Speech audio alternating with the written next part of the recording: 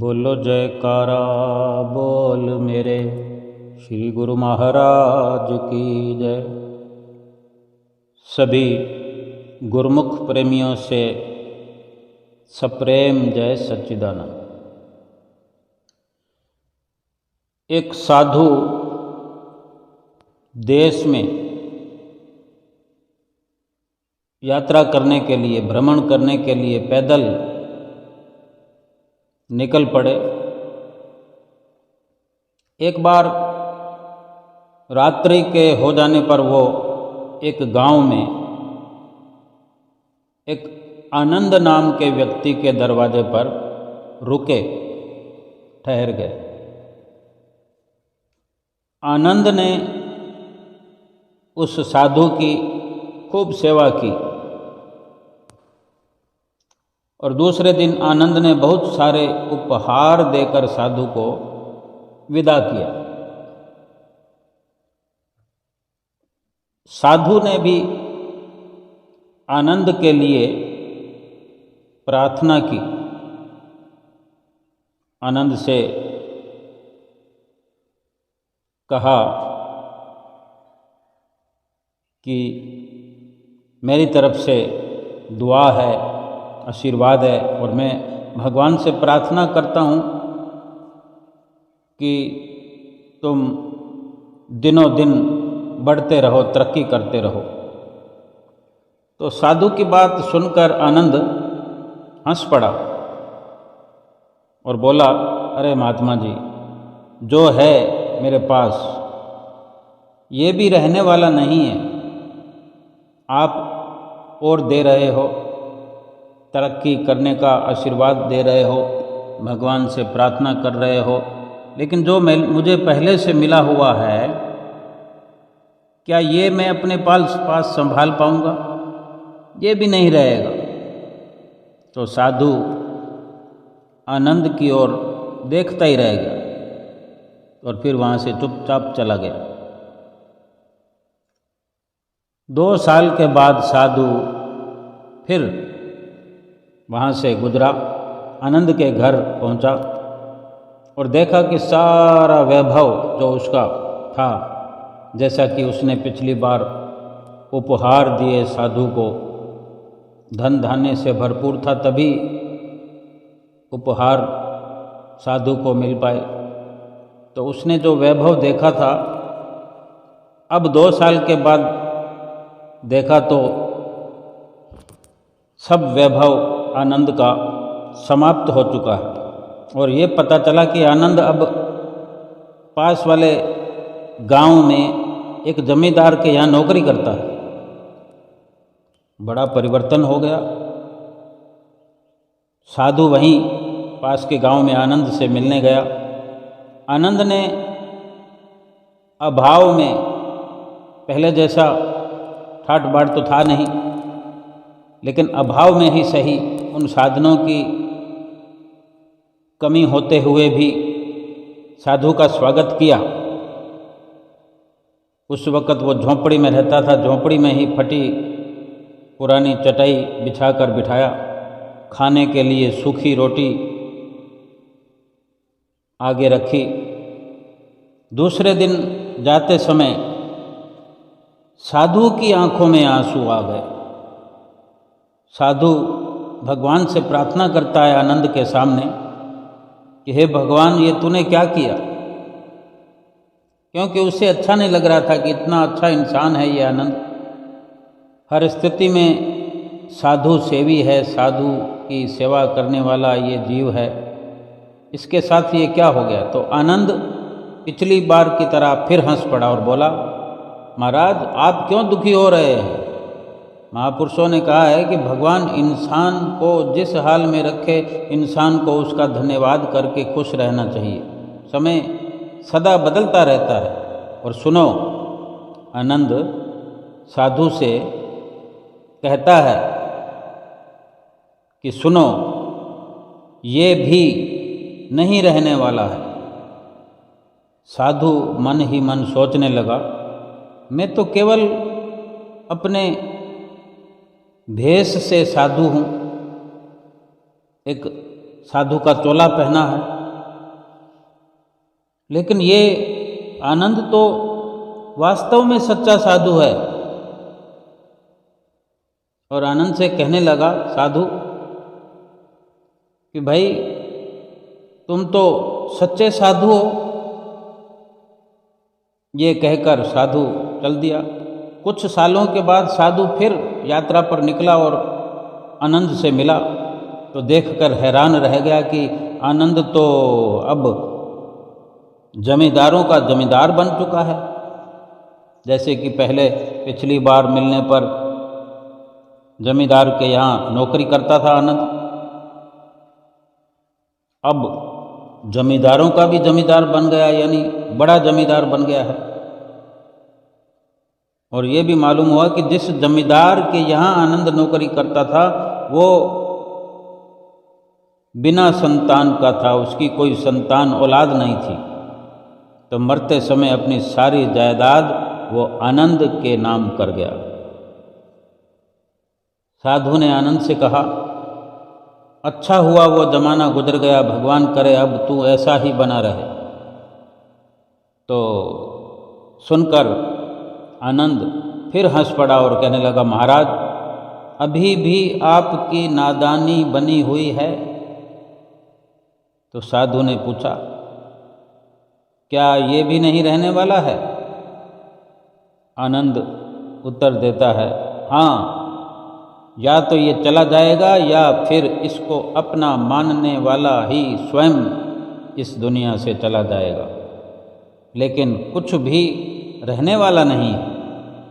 अगर शाश्वत कुछ है तो वो है परमात्मा और उस परमात्मा की अंश आत्मा। आनंद की बात को साधु ने गौर से सुना और चला गया। साधु कई सालों बाद फिर वहाँ लौटता है तो देखता है कि आनंद का महल तो है, किंतु कबूतर उसमें गटर गूं कर रहे और आनंद का देहांत हो गया। आनंद की बेटियां अपने अपने घर चली गईं। आनंद की बूढ़ी पत्नी एक कोने में पड़ी है, कह रहा है, आसमां ये समा कुछ भी नहीं, हो रही हैं शबनमें नौरंगें जहाँ कुछ भी नहीं। जिनके महलों में हजारों रंग के जलते थे फानूस, झाड़ उनके कब्र पर बाकी निशान कुछ भी नहीं।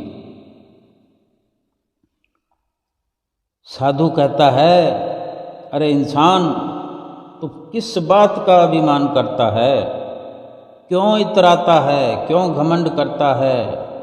यहाँ कुछ भी टिकने वाला नहीं है। दुख या सुख कुछ भी सदा नहीं रहता। तू सोचता है पड़ोसी मुसीबत में और मैं मौज में हूँ, लेकिन सुन, न मौज रहेगी न ही मुसीबत, सदा तो उसको जानने वाला ही रहेगा।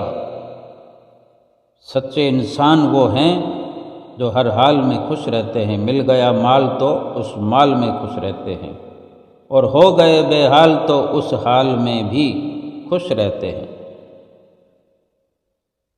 इस प्रकार साधु को भी आनंद की बातें समझ आने लगी। साधु कहता है, धन्य है आनंद तेरा सत्संग, और धन्य है तुम्हारे सतगुरु। मैं तो झूठ मूठ का साधु हूँ, असल फकीरी तो तेरी जिंदगी है।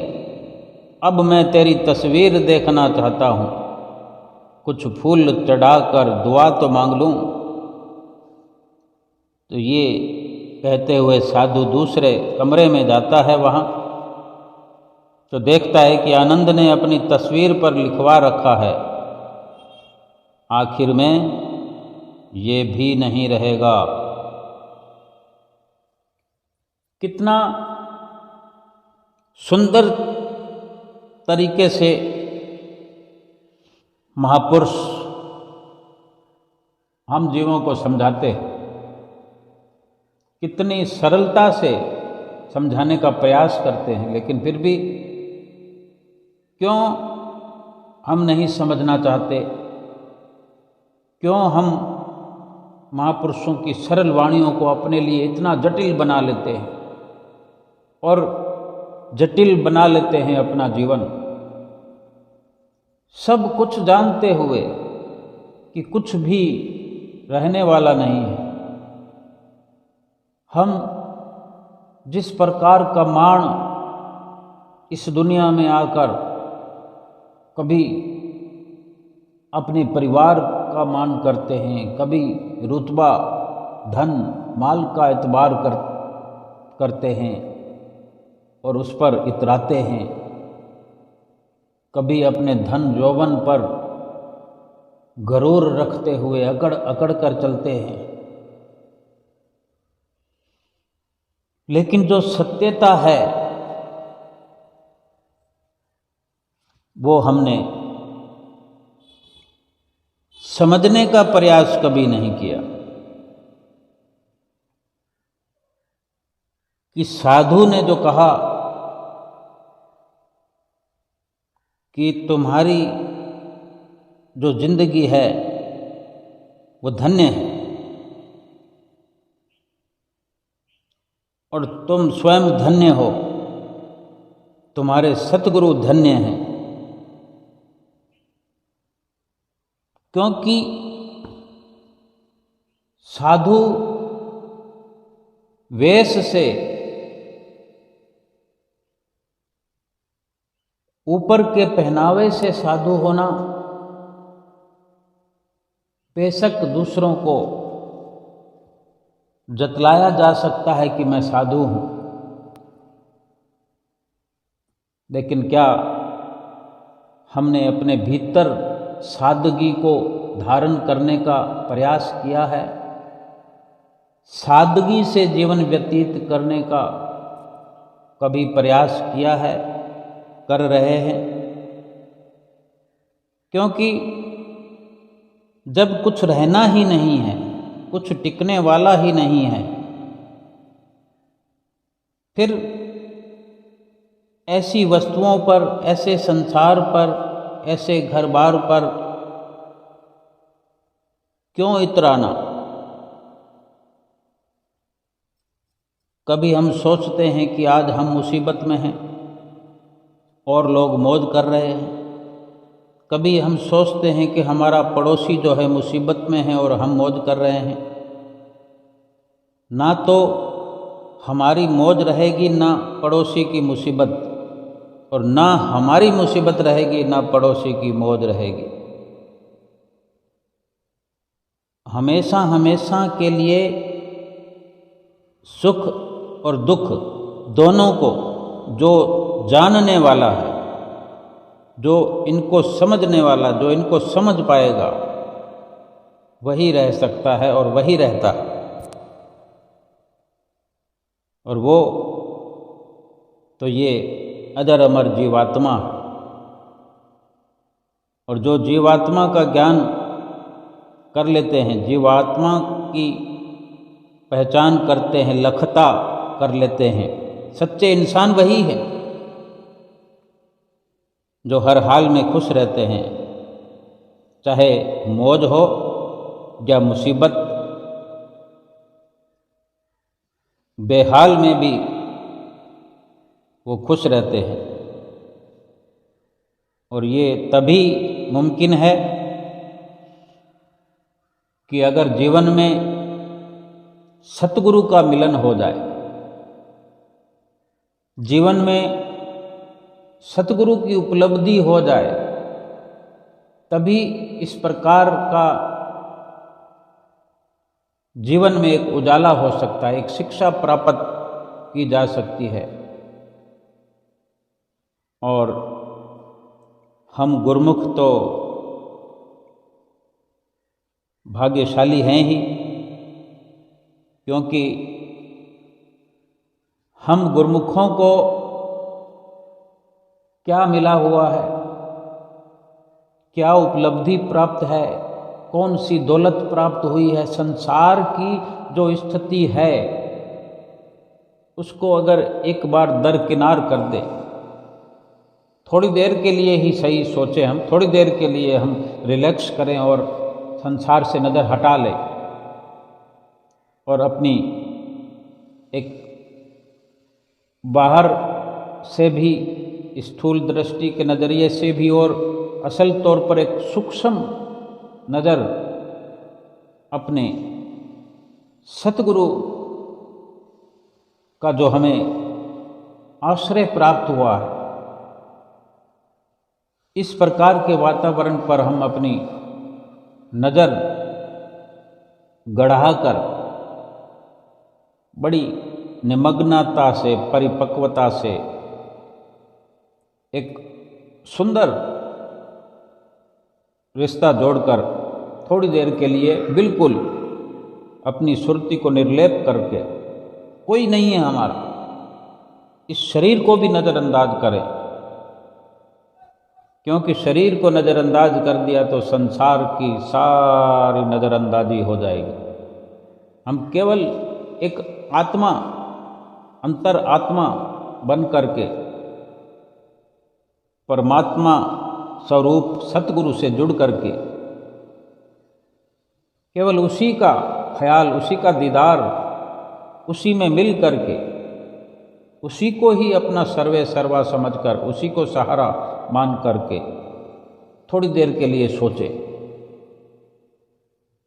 कि जब कुछ रहने वाला ही नहीं है, जिसको हमने थोड़ी देर के लिए छोड़ दिया है, जहाँ से थोड़ी देर के लिए ही नज़र हटाई है, इसमें हम अपने लिए दूध का दूध और पानी का पानी करके स्वयं देखते हैं अपने अनुभव से। हम सतगुरु से जुड़ गए हैं। सतगुरु वही आप निराकार रूप भगवान परमात्मा परमेश्वर जो नर रूप में है, सतगुरु के रूप में है, और हम बिल्कुल शरीर से विलग होकर एक आत्मा अपने आप को मान करके परमात्मा से एक होकर उन्हीं के साथ और उन्हीं को अपना सब कुछ मान करके सोचते हैं कि जब कोई भी नहीं है हमारे साथ में, तो फिर क्यों मान, एतबार, अहंकार, घमंड हम उस झूठी दुनिया का करते हैं। जिस तरह हमने थोड़ी देर के लिए ही सोचा कि हम असल में तो जीवात्मा ही हैं। अब जीवात्मा क्या अच्छी हालत में, बुरी हालत में, गरीब, अमीर, काला, गोरा, कुछ जीवात्मा में महसूस किया जा सकता है कि ये अच्छी हालत में है कि बुरी हालत में है? आत्मा गोरी है कि काली है, बंगले में रह रही है कि झोंपड़ी में रह रही है? कुछ भी इसका निर्णय हम कर नहीं पाएंगे, क्योंकि आत्मा आत्मा है, वो परमात्मा से अलग हुई शरीरों को धारण कर रही है, और ये शरीरों के संबंध हैं। बड़ा छोटा, गोरा काला, अमीर गरीब, ऊंच नीच, सुख दुख, मौज मुसीबत, इस शरीर के कारण ये सारी मौज मस्ती कहें या मुसीबत कहें, इसमें दर हकीकत कुछ नहीं है, क्योंकि तभी अवस्थाएं बदल रही है, और बदलती हुई अवस्थाओं पर कैसा विश्वास? बदलते हुए इंसान का कोई भरोसा किया जा सकता है? बदलते हुए मौसम का भरोसा किया जा सकता है? हम कहीं चल रहे हैं, सफ़र कर रहे हैं, देखते ही देखते धूप निकल आती है, देखते ही देखते छाँव हो जाती है, गर्मी हो जाती है, हवा चलने लगती है। इन सब का भरोसा करके दुनिया में रहते हुए एक चित्त होकर कोई नहीं रह सकता। तभी महापुरुष संत सतगुरु हमें बाहरी वातावरण से सुरती को समेटकर भीतरी वातावरण में प्रवेश कराते हैं, कि वो भीतर के वातावरण से हमें जोड़ते हैं, आत्मिक वातावरण से जोड़ते हैं। और आत्मिक वातावरण में जिसका समावेश हो जाता है, जिसका टिकाव हो जाता है, ठहराव हो जाता है, जिसकी स्थिरता हो जाती है, फिर वहाँ कोई बदलाव नहीं होता, क्योंकि आत्मा सत्य स्वरूप है, सुख स्वरूप है, और परमात्मा आप स्वयं सत्य स्वरूप है। सत्य स्वरूप शाश्वत सुख का ही आपस में मेल और संबंध हो सकता है, जबकि हम संसार की बदलती अवस्थाओं में अपनी जीवात्मा को रात और दिन धकेलने में लगे हुए हैं, जोड़ने में लगे हुए हैं, और परमपिता परमेश्वर से दूर होते चले जा रहे हैं। तभी ये अवस्थाएं बदलती हुई हमें प्रतीत होती है। जो अगर हमारा चित्त बदलती अवस्थाओं से जुड़ा भी ना होगा तो क्यों हम पर ये असर हो सकता है, कैसे प्रभाव हो सकता है? जिसने भी अपना चित्त सतगुरु परमेश्वर से जोड़ लिया है, सतगुरु परमेश्वर से हर वक्त हर पल शिक्षा के दायरे में, उनकी रहनुमाई में, उनके वचनों के अनुसरण में, मान और अपमान से रहित होकर, संसार से बेआश्रित होकर, संसार भर से कहीं कोई अपना ओट आसरा नहीं बनाता है, कोई रिलेशन नहीं बनाता है, केवल और केवल मालिक के कुल परमपिता परमेश्वर जो सतगुरु के रूप में हम मिल गए हैं। हम एक बार विचार तो करें कि हम कितने धनवान हैं सतगुरु को पा करके, कितनी हमारी हस्ती महान है, और जो उन्होंने नाम की हमें बख्शिश की है वो कितनी कदर की दौलत है, कितनी कदर की उपलब्धि है जो हमने हासिल की है। तो क्यों हम रात और दिन गलतान संसार और सांसारिक मायावी पदार्थों में विचलित हुए कभी हंसते हैं, कभी रोते हैं, कभी खुशियां मनाते हैं, कभी गम की लहर दौड़ पड़ती है हमारे जीवन में, हमें नजर आता है। जब तक हम इस विचलितता को, इस भटकाव को समाप्त करके अपनी सुरति को एकाग्र नहीं करेंगे, केवल और केवल सतगुरु से ही अपना एक सच्चा रिश्ता कायम नहीं करेंगे। चाहते तो हैं कि हमारी प्रीत सतगुरु से जुड़ जाए, क्योंकि ये अक्सर समझते रहते हैं कि सुख सतगुरु के चरणों से जुड़ने पर मिलता है, इंसान सुख स्वरूप बन जाता है। इंसान सुख स्वरूप बन नहीं जाता। इंसान जब जीवात्मा के दायरे में होता है, जीवात्मा के नज़रिए से अगर अपने आप को देखता है तो वो सुख स्वरूप है, बनने की जरूरत नहीं, सुख स्वरूप है। लेकिन बनने की बार बार जरूरत तब पड़ती है कि बार बार हमारी सुरती सतगुरु के चरणों से हम स्वयं ही हटा करके क्षणभंगुर समानों में, नासवान झूठे रिश्तों में, झूठी दुनियावी धन दौलत में बिखेरने में लगे रहते हैं, और फिर उस जो दुनियावी मायावी झूठे संसार की जो तासीर है वो आए बिना फिर नहीं रहती, वो दुखों वाली तासीर प्राप्त होती ही है और मन विचलित होता रहता है। अगर हम अपना निर्णय अटल और पक्का रखें, सीधी सीधी बात है कि अगर समझ आ गई है कि ये सत्य है, ये असत्य है, फिर बार बार सत्य का रास्ता छोड़कर असत्य की ओर क्यों चल पड़ना? क्यों असत्य के रास्ते पर हमें लाभ दृष्टिगोचर होने लगता है? कहीं ना कहीं हमारा जो लक्ष्य है वहाँ से हमारी सुरती हटती है, बार बार हटती है। और जब बार बार इस प्रकार की गलती हमसे होती है तो हम अपने आप को दुखी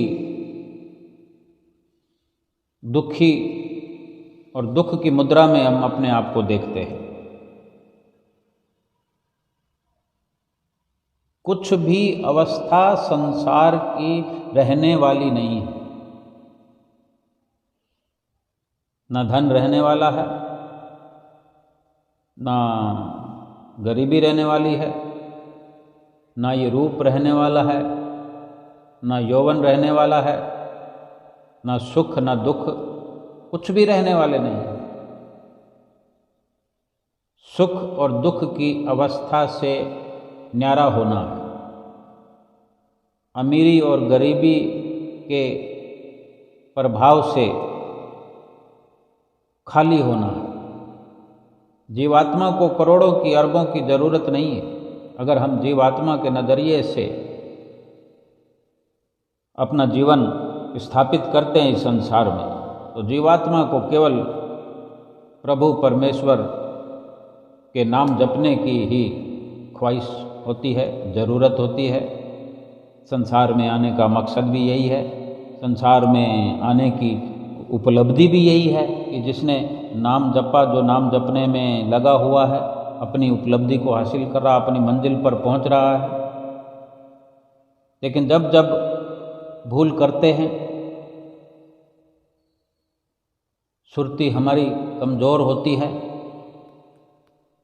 माया की ओर मुड़ जाती है, हम नहीं रोक पाते, तब फिर बार बार हमें दुखों का मुंह देखना पड़ता है। पाप कर्मों की ओर प्रवृत्त हो जाते हैं। पाप करते वक्त कोई देर नहीं लगती। कोई जो बीज बोया जाता है,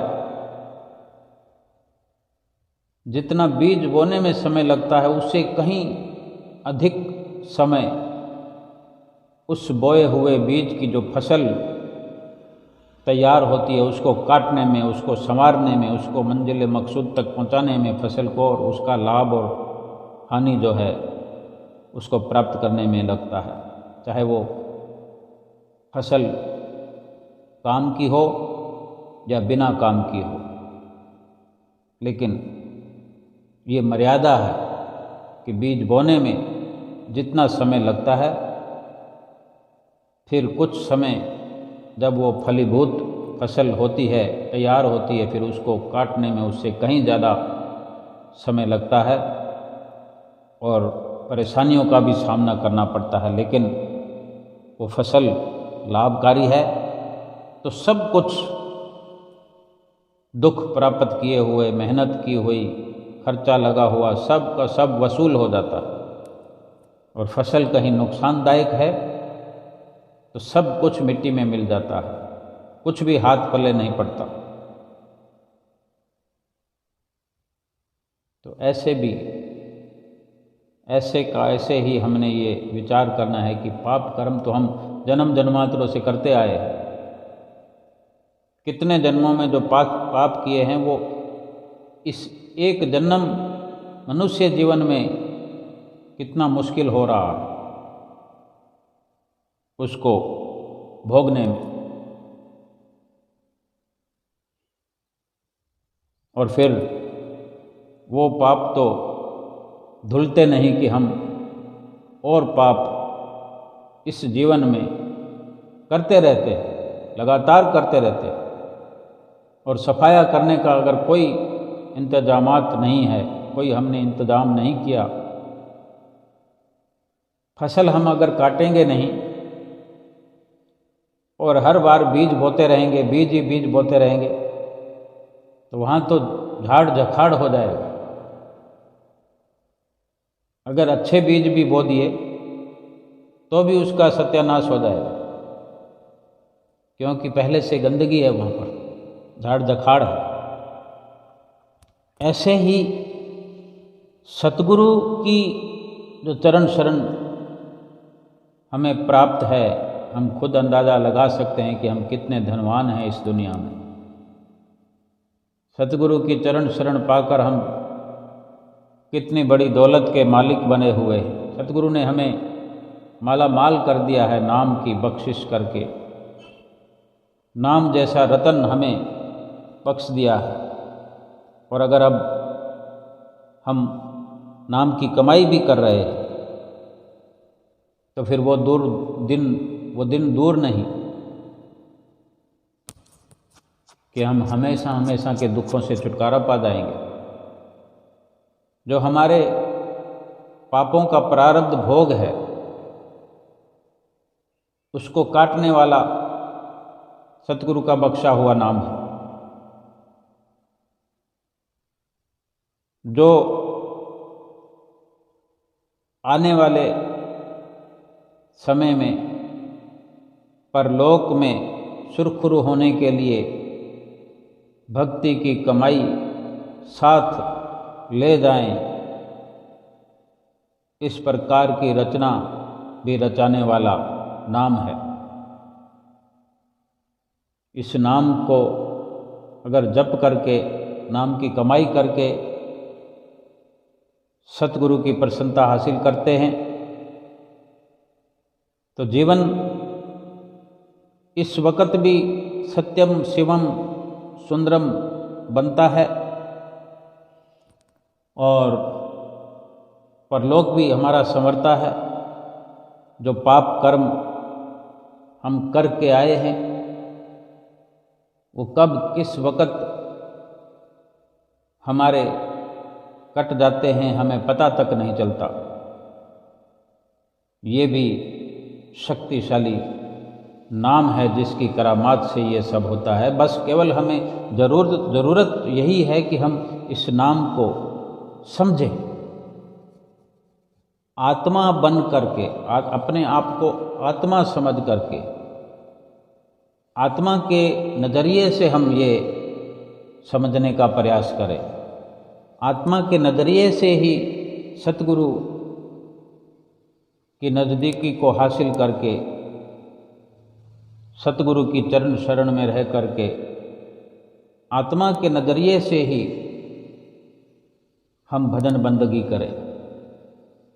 क्योंकि अपने आप को आत्मा जान लेने पर, आत्मा की समझ हासिल होने पर फिर पाप कर्म हमारे जीवन में नहीं होते।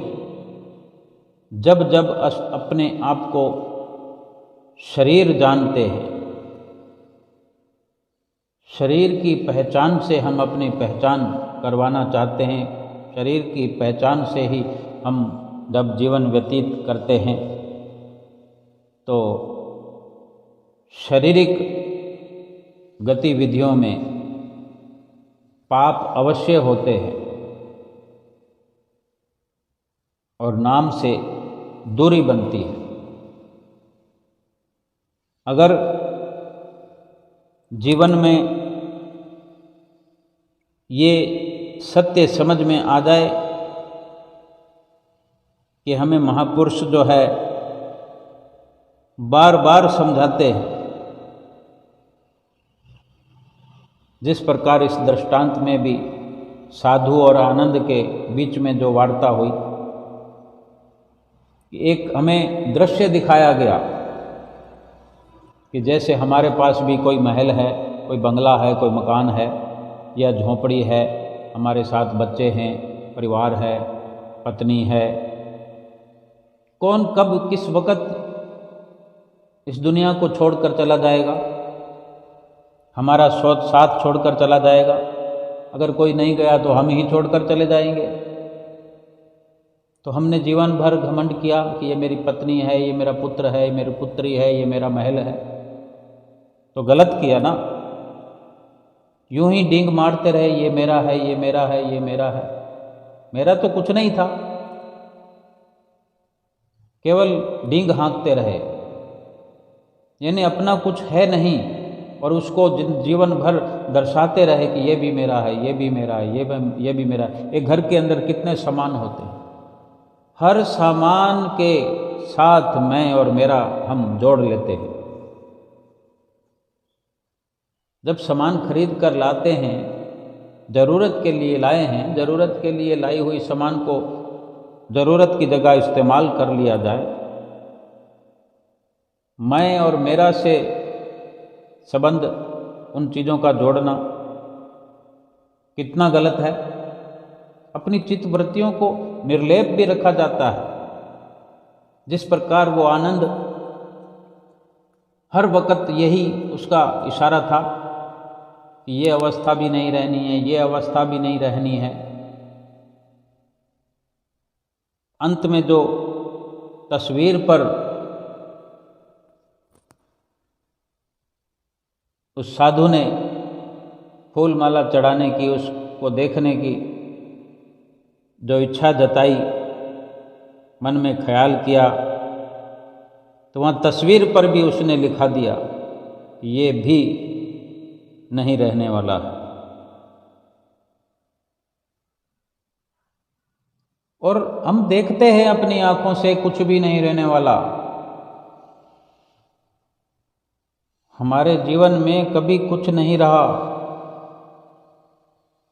हमने बहुत सी वस्तुओं को अपने नाम कर रखा है, अपना मान रखा है, लेकिन हकीकत में उन वस्तुओं के पास जाकर अपने आप को आत्मा के नज़रिए से देखें कि क्या वो जब से हम लाए हैं वो रह गया है। हमारे अगर बैंक बैलेंस में 1 करोड़ रुपया है तो क्या वो करोड़ रुपया रह जाएगा? वो करोड़ से 1.25 करोड़ हो जाएगा, 1.5 करोड़ हो जाएगा। वो स्थिति तो नहीं रही ना। हमारा शरीर है, जैसे था वैसा रहा। हमारे शरीर के अंग अंग अवस्थाएं बदलते हुए हमें एक इशारा देते रहे। हर वस्तु बाहर की हो या शारीरिक हो या शारीरिक से संबंधों वाली हो, गली मोहल्ले की हो, सब कुछ बदलते हुए हमें एक इशारा देते हैं कि कुछ भी रहने वाला नहीं है, कुछ भी बचने वाला नहीं है। फिर भी ये सच्चाई दर्शाई जाती है संतों महापुरुषों की ओर से कि अगर कुछ रहने वाला है तो केवल यही कि अगर कुछ रहेगा तो ये आत्मा और परमात्मा। तो फिर जो रहने वाला है और जो साथ जाने वाला है, उससे क्यों हम अपनी नज़र हटा करके ना रहने वाली वस्तुओं में, ना रहने वाले सामानों में, ना रहने वाले शरीर में अपनी नज़र गड़ा कर बैठे हुए हैं, जैसे कोई हमने साथ ले जाना है, जैसे कोई इन्हीं ने हमारा साथ निभाना है। कितना हम गलती पर हैं अगर ऐसे हमारे विचार हैं, और कितना अच्छा है अगर गुरुमुख प्रेमियों के ये विचार हैं कि कुछ भी नहीं रहने वाला है और जो परमात्मा और परमात्मा का नाम रहने वाला है, उसी को असल समझ करके उसी में चित्त जिन गुरुमुख प्रेमियों का जुड़ा है, वो इस जीवन की बाजी को हर पल हर श्वास में जीत रहा, जीत की ओर अग्रसर हो रहा। यही सच्ची जीत है और यही सच्चाई है। जिसने सच्चे नाम में अपनी लिव लगाई है, उसी ने अपनी वास्तविक मंजिल पाई है। जिसने सतगुरु की शरण प्राप्त करके सतगुरु से ही अपना रिश्ता जोड़ लिया है, उसी ने सतगुरु की प्रसन्नता पाई है